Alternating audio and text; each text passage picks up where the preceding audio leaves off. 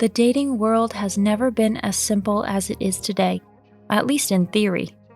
In practice, however, the programmed process of getting to know each other and falling in love is a different story.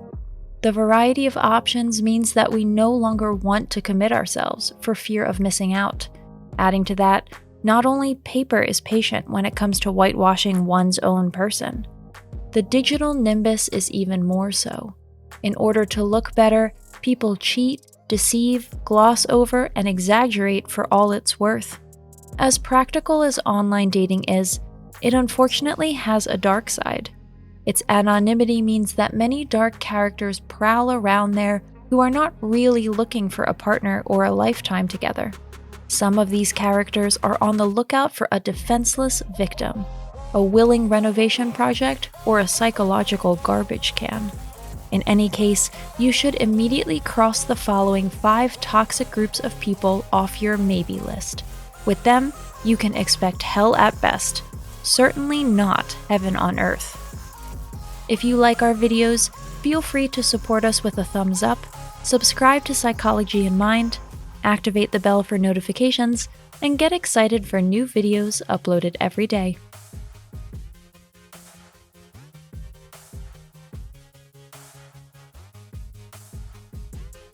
Number 1. The Quarrelsome. Maybe you already know these types. However, they only really reveal themselves in the course of a relationship. They love to start fights, but then argue in a totally skewed way, in the sense of, I'm fighting with you because I mean well with you, or it's no fun for me to fight you, you can believe me. Or the classic, it hurts me more than it hurts you if we have to argue all the time. You shouldn't believe any of this. Such platitudes are the classic pseudo-excuses of the chronically quarrelsome. Both men and women can fall victim to this syndrome. The reason is hard to pinpoint. Insecurity and the need for control, but also the need to feel better about oneself through conflict, can underlie this argumentative tendency.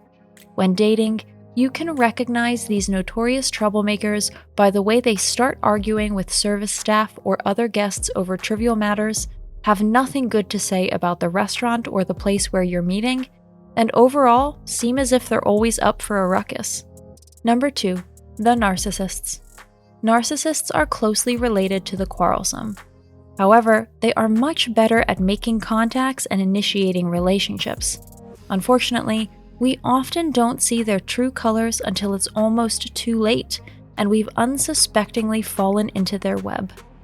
But even when dating, they show certain behaviors that should definitely warn you. For example, narcissists have hardly any family and friends to speak of, and information about their immediate circle is what we really want to know at the beginning of a romantic relationship. The next tricky point is their job. If their working environment is consistently against the narcissist for no reason at all, simply doesn't appreciate his value, and there are only idiots at work besides him, you have good reason to become skeptical. Talking trash about others is generally a no-go on dates. You should refrain from it if possible, but your dates should also not speak too negatively about others. This gives a deep insight into the depths of a person who does not have a good heart. The third and clearest sign that a narcissist is sitting at the table with you is his apparent eagerness. Phase 1. When you are on the narcissist's fishing line, being showered with compliments, gifts, and surprises, it's better to feel flattered only briefly by so much attention, because it's just stun grenades being scattered around. As soon as you take a fixed place in his or her life, Phase 2 begins: control and manipulation. Number 3. The Perfectionists. With intuition and a keen eye, you can also recognize perfectionists at first glance. Already after a few minutes, you know why this person is single. Women are characterized by a flawless appearance, which was chosen for the occasion, probably overdressed and much too chic. Men also appear to be dressed to the nines and look slightly out of place in any normal setting. Talking to them, it soon becomes clear that there will probably be no person in this world who can meet their high standards. On the first date, both sexes bring a kind of imaginary duty list in their mind to work through. Already the first few points, average fellows will not be able to fulfill. If you can't immediately out them as perfectionists based on their outward appearance, pay attention to the following sentence starters. Don't you ever think you should? I would feel better if you, or you might need to. Perfectionists will never let you stay the way you are. If they start a relationship with you anyway, you will be their favorite renovation and optimization project from day one. From your looks and style to the way you speak and move, they will criticize everything without restraint and will not be sparing with suggestions for improvement. Your family and friends won't stand up to their strict scrutiny either. The same goes for your job. Number 4, the major emotional construction sites. A date with them is quite one-sided. You haven't even placed your order when they start telling you their tale of woe. The monologue will hardly give you any room to contribute or ask any questions. They are the eternal victims and chronically disadvantaged.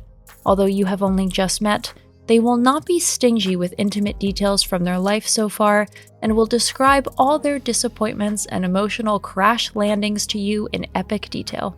They always have bad luck, are pursued by misfortune, and are constantly falling in love with the wrong people. Their health is in a bad way. Actually, they are already on the brink of death. And also psychologically, it looks, unfortunately, not too rosy. After 10 minutes at the table with them, you'll be glad you didn't order a tall drink. Number 5, the clingers. They act charming and attentive on the first date, but usually insist on having a second one follow after just a few minutes. You yourself may still feel flattered at this point. Women are happy to finally meet a man who knows what he wants and is not afraid of his feelings.